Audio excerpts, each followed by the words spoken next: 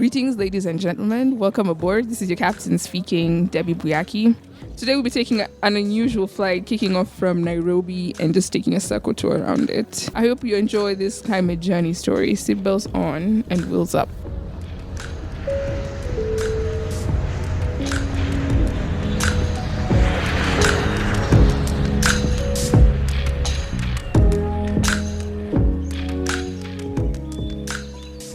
Today I dine with the Giants. My guest has a pretty decorated intro and I'll try to be a bit candid about it, but it's really too long and decorated, which is great. My guest X, I will let him say his name, has an extensive experience in youth leadership, sustainability, and has been passionate about ensuring that there is a meaningful youth participation and involvement in formulation of policies and their implementation. He is passionate about the SDGs, specifically 13, 12, 7, 5, 4. You should look them up if you don't know what those SDGs stand for. He has been a panelist at numerous events, including the COP27 Youth Caravan, the Strathmore University Career Fair Marketing Club, Networking Roundtable. He has been on TV, Citizen TV Day Break Show.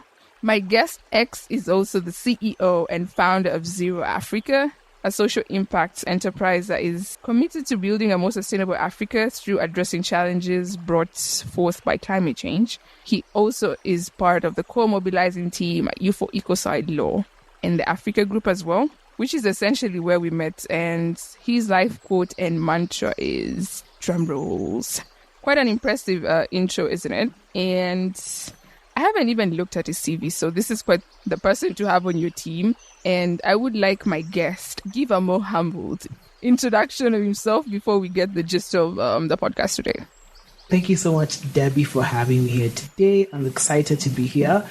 So my name is Sam. Basically, I'd say I'm an SDG and youth leader. I love working with young people, empowering them, knowing their stories, and seeing how we can work together. So for me, currently at the moment, I've been in the climate space for a bit, working with different youth groups to organize events and forums for young people to be really impacted. Most recently, we organized the African Youth Climate Assembly that was hosted right before the Africa Climate Summit, where we had His Excellency President Ruto came and Dr. Adesina from the African Development Bank. We had over 800 young people. It was an amazing experience. I think, it's definitely changed the way we look at youth advocacy and youth engagement on the African continent. About my quote and my life mantra, rise above. Funny enough, it came from my math teacher back in high school who was like, rise above. There's like a whole song about it. But basically, it's all about, rise above everything. Your challenges, every insecurity, every issue. Always seek to go above and beyond. I think that's what has guided me as a person, seeing how do we always keep on pushing and challenging yourself to be better, be a better person, better human being. It's a very holistic quote. And also, it's very short and sweet. I've never seen anyone praise their math teacher from high school. So this is quite the person. Anyway, let's get into it. So, youth and climate change. And I have a whole episode on this in season 1, which I encourage you to go listen to and find out more about the facts that I put there. My first question to you, Sam, is what is your general thoughts on youth in climate change? And where is the position they stand in all this? Thank you so much, Debbie, for that wonderful question. And I think when we look at youth and climate change, I think that's a correct terminology for that. I mean, there's so much happening across the continent, across the globe when it comes to that. I think you said the facts. Number one, young people, we are the largest population. Like in Africa, by 2040, we will be 70% of African population, around 40% of the global youth population. And secondly, young people are tenacious, they're creative, they're very resilient, they're very bold. They are, as you said, facing the impacts of climate change, which are very multidimensional, right? They go beyond just your normal day-to-day, like climatic hazards and whatnot. It even goes to economic factors and social factors as well. So therefore, we are facing the brunt of it. And we also are fighting not just for ourselves, but for future generations as well. So I believe young people have this desire and have a critical part to play in ensuring we build a more resilient future for all. And this critical part to play comes in different forms, right? Because again, young people, we are so creative and also we're very diverse in what we're doing, right? So we have young people in policy, young people who are on the streets doing advocacy, the young people who are at the grassroots level doing amazing things in their communities. And that's what we need, that diversity, right? Because we need action from all fronts and everyone needs to play their part. It's a part sometimes we overlook a lot. Every young person plays their part. And therefore, it's a matter of seeing how do we work with young people in where they are already. As a young person, if you are at the grassroots level, own that space and dominate that space, because we also have other youths who are at the policy level or who are going to be at the streets. We can't all be at the streets, neither can we all be at the grassroots level. So I think young people in climate change must own their space and take up the space and really thrive in that space. Yeah, because at the end of the day, if we don't act now and kind of be that progressive thinking and actually like implement tangible solutions now, in a couple 10, 20 years, we'll be the ones raising our kids in an environment that is very polluted, toxic air, and that's why I think for us, we have that desire to do much more because we are very young, so we will live with this impact longer than some of the older generation at the moment. So we have that burden and we want to protect the beautiful environment that we have for our kids and our kids' kids. So I think that's what the passion is. And I think that's why youth and climate change is so critical. And we're seeing young people form nexuses between climate change and other things, which shows, how climate change is affecting more than just our traditional way. We look at the climate and gender nexus, and the food nexus and the water nexus, which now is giving young people a space to plug in from every angle, even with technology. Even guys who don't do the traditional humanity course can still plug into climate change. So it shows that, every young person has a part to play, and therefore we have to own that space without fail. We have a critical part to play, and as what I've gathered, we have the odds in our favor, both good and bad. We'll face the consequences if we don't. So we have every odds, good and bad, in our favor. It will lead me to my next question. What is the position of youth in climate change in terms of competence and skill? I love the question, and I think it builds on from what I was talking about before. But first, if I say, life is a lifelong journey of learning, and you're always growing in your competence. But I believe one of the biggest things as young people is we must grow in our value that we have to offer. I'm not saying we don't have it yet, but we have to refine our value. Because a lot of times as young people, we demand to be at the table. We demand to have a seat at the table. When we come to the table, we don't know what we're offering. The other day, I got a chance to attend a workshop for preparing for COP28 and understanding how the whole system works. There were a lot of terminologies being used, a lot of acronyms. I even got lost. So I asked myself, I want to be at the table, yes, but do I even understand some of these things? I think and that's sometimes the challenge we have as young people, that we want to get involved, but we have not prepared ourselves to actually get involved and actually to contribute. Because when you have value and you actually have a unique idea or a unique solution, people will actually want to take you seriously. And they'll actually say, hey, we want that young person to come and help us and show us. So I think for me, it's a matter of we already have those young people who are there, right? Who are already showing that value, whether at the grassroots level with their innovations, which are changing the way we look at things. That's a value addition, right? We look at young people who are at the policy space, who have taken the time to understand the systems, who are negotiators. They're adding value to the system because they're negotiating behalf on their country. They're bringing in new perspectives. We have the young people who are on the streets, who are doing crazy advocacy. They have the power to bring young people together. That's value. So I think for me, competence is not only shown in one form, it comes in different form. And for me, it's about a young person understanding, first of all, who they are in the space. Are you a leader? Are you an activist? Are you an advocate? Are you a policymaker? Are you an innovator? We all have that space to play, as I said before.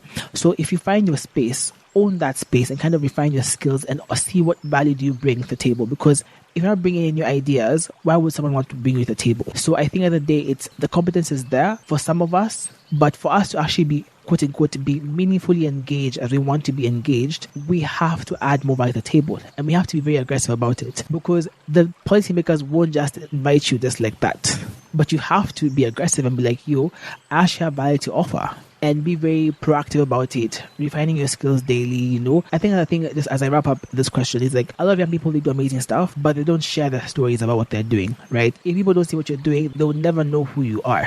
Some of the young people we see who have gotten prominence is not because necessarily they're the best in their field, it's a matter because they were probably seen. So again, also, people need to showcase more of their work and what they're doing at whatever level they are at. Therefore, then they can now be able to offer influence, whether at the national level, regional level, or international level.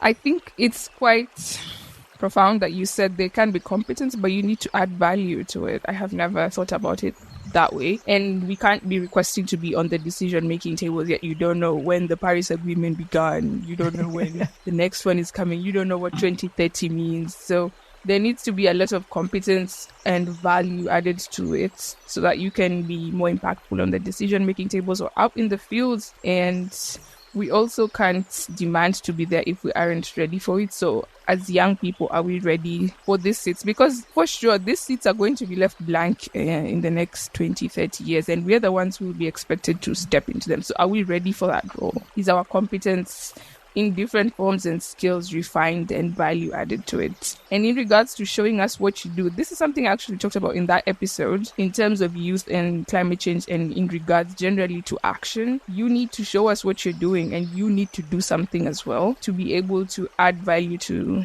whatever you're campaigning for, be it policy or out in the field formulating projects and implementing them to change the world. Anyway, now that we're talking about decision-making tables and next generation, previous generation, this is a question that we segue us to that. In regards to leadership, especially by the older generation, do we as the youth have the grit to lead as them? And on the downside as well, are we to blame them for some of the significant crises that we are having right now? And because of that, do we want to lead as them or not do that as much?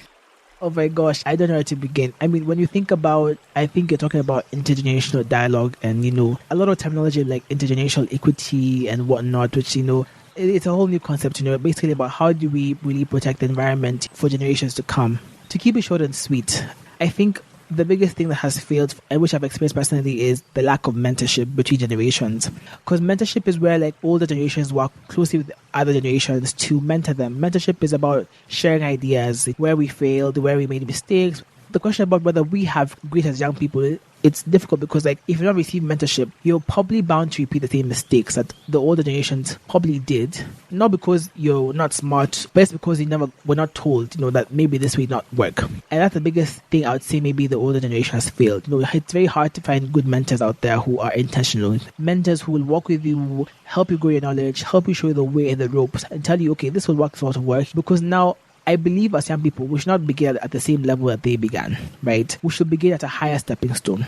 We're not fighting this climate change battle from square one, right? Let's say we're at level 2 or 3 or 4, right? Ideally. And with mentorship, we can even go higher than that. Because now, for us to develop this grit and tenacity to actually do better than other generations, we must learn from them. For me, I think young people, we do have the potential to do so. However, we also have to be intentional about learning the system, understanding what went wrong, what went right. And as much as we want to change systems in a day, that can change. So the matter of saying, how do you understand the status quo and see how you can use it to your favor, first of all, and also see how do you slowly infiltrate it, because change must come from within, and that fire must be ignited from within. But if we don't understand how within works, how do you expect to actually penetrate the system? And otherwise, I think for young people, we honestly have to unlearn a lot of things from old generations, a lot. And for me, one thing I always say is we cannot demand old generations to do something we can't do, right? For example, something like, we always call for older generations to be more transparent, more accountable. Yet when we, in our little youth groups here and there, we're not accountable, neither are we transparent. How do you expect you're a CEO of some big company to become transparent? From where we are as young people, we have to begin to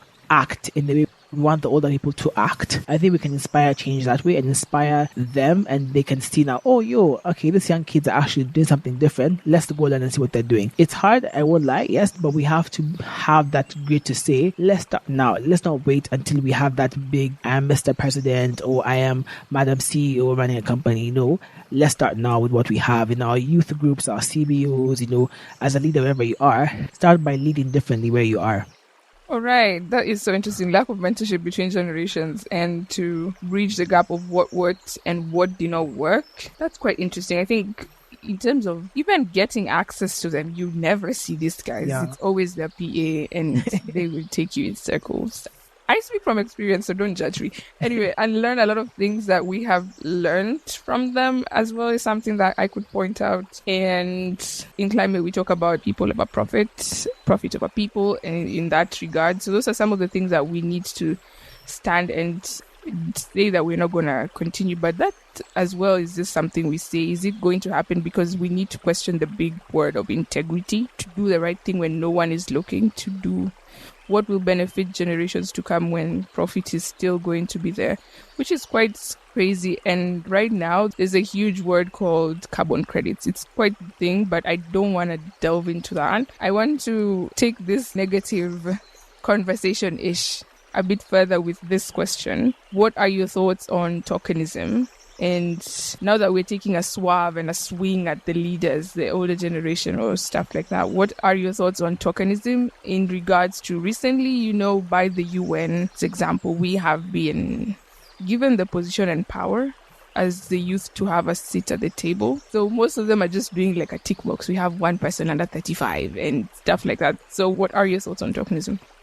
And for me, tokenism honestly manifests itself in so many ways. Like for me, like over the past couple of months, I've seen tokenism both in very subtle ways and also in very like grand ways, But basically, especially in the climate space, it's more, as Debbie said, we're more on a tick box, right? I went for a consultation the other day and someone said this, yeah, people will have consultation with us. They'll capture our views, well and good. However, when they have the validation meetings, we're not called for that, And that is when they actually like validate the report or validate, the consensus and get actually the final output. So you can be consulted, yes. You can make it feel like, oh yeah, I matter and my voices matter. But when it actually comes to like the extent of that voice being incorporated to actual tangible output and action points, so it's a whole different conversation, So for me, it's tokenism, and nowadays people are kind of morphing it in some nice way. They give you your DSA or per diem per day. You're given lunch and everything. Right? You feel like it's a good day, you're treated well, but in essence, is there actually meaningful participation? And having a seat at the table is great. That's a good thing, but what we want more of is actually seeing tangible like outputs of what we have said and and we're doing, right? And for me, even the worst part about tokenism is that it even happens among ourselves as young people. Like we tokenize each other, which even makes it even worse.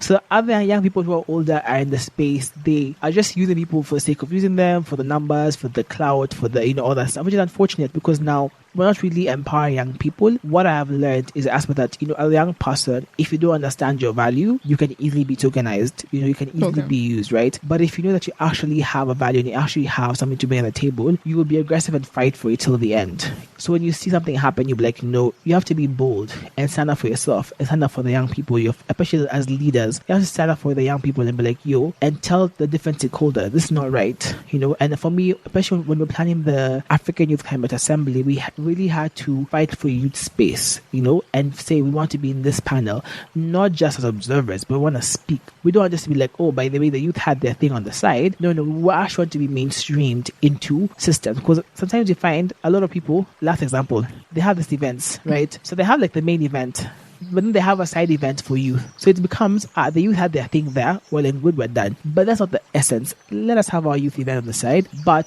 also mainstream us into like these processes.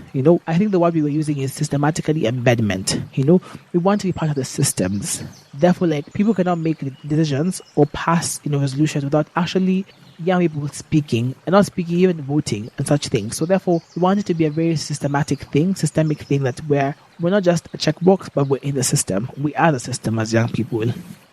And then, so as we're also trying to wind it down, in a perfect world, in a utopia, now that we've been into the trenches and seen some of the issues that affect the youth and some of the things that they could do, in a perfect and utopia world, with youth, for youth, what do you wish would be done for them to prosper? When we look at Utopia Perfect World, I think a phrase I recently heard, and I think for me, like change how I look at the whole youth space. I mean, we're so used to saying we want to empower young people, empower.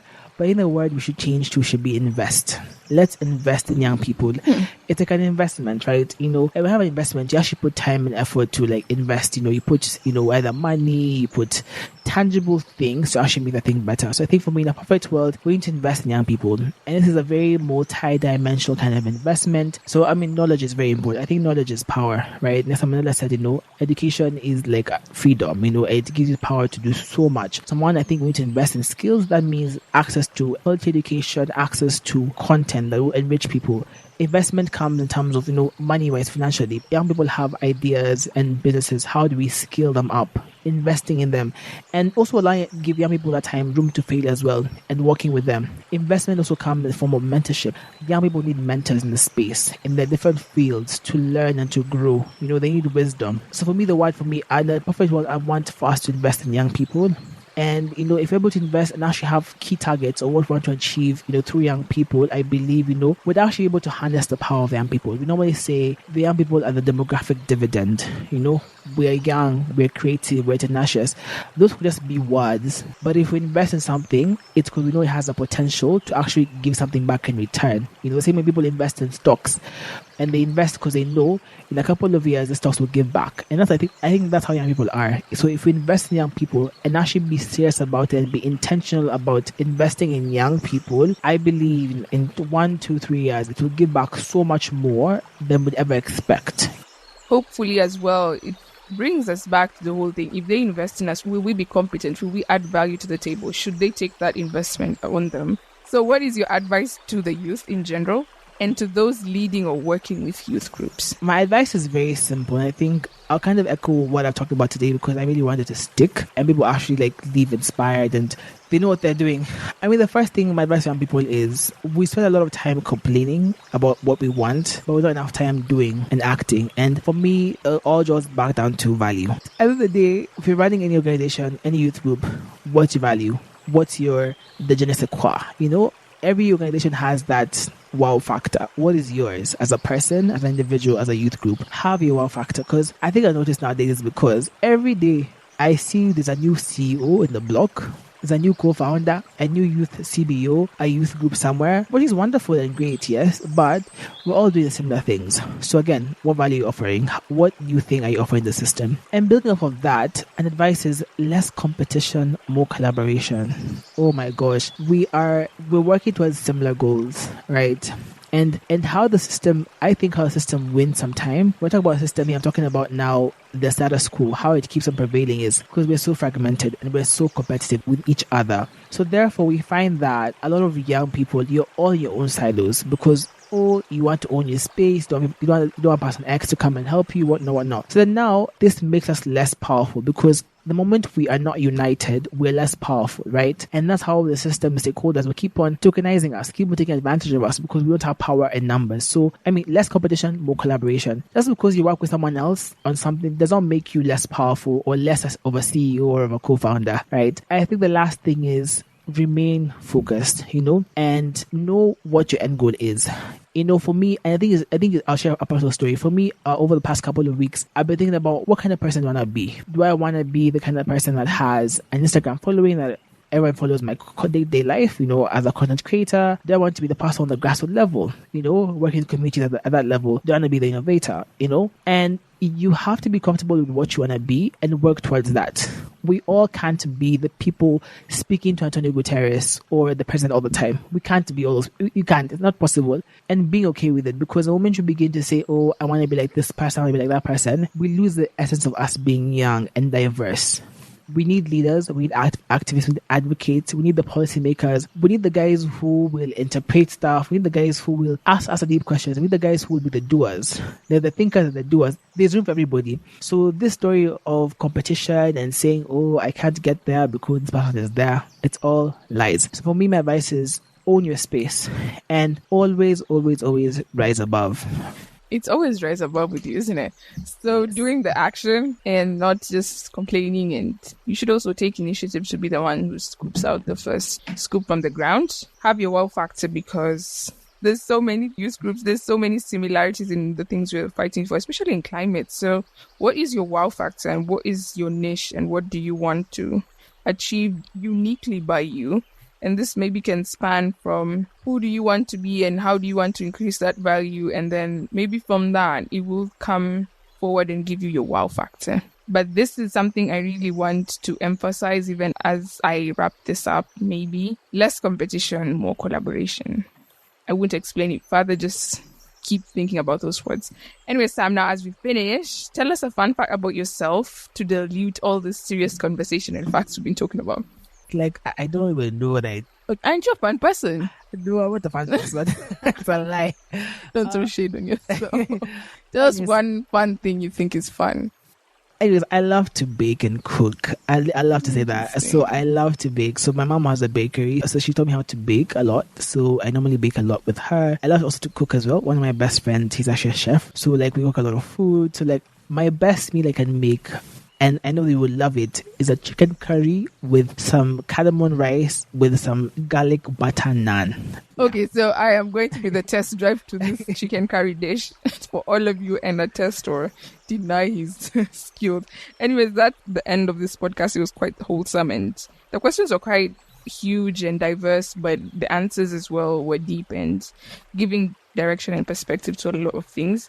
So there's so much hope, I think, for the youth, and I'm glad in this lifetime that we get to be the ones to change all these atrocities we're seeing. We get to be the ones who can and will and should be the ones implementing all the change we're talking about today. And of course, we have people like Sam who are literally implementing these things by starting companies. I want you to start one if you're listening to this and if you can, but have your wow factor as well. There's so much hope. Just don't think about we're doomed, and thinking that. Use that to create action and channel all that into energy that is positive. Listen to episode 8 of season 1 if you really need to learn more about youth in climate action and climate change. And by that, I will see you on the next flight. And as usual, for Earth,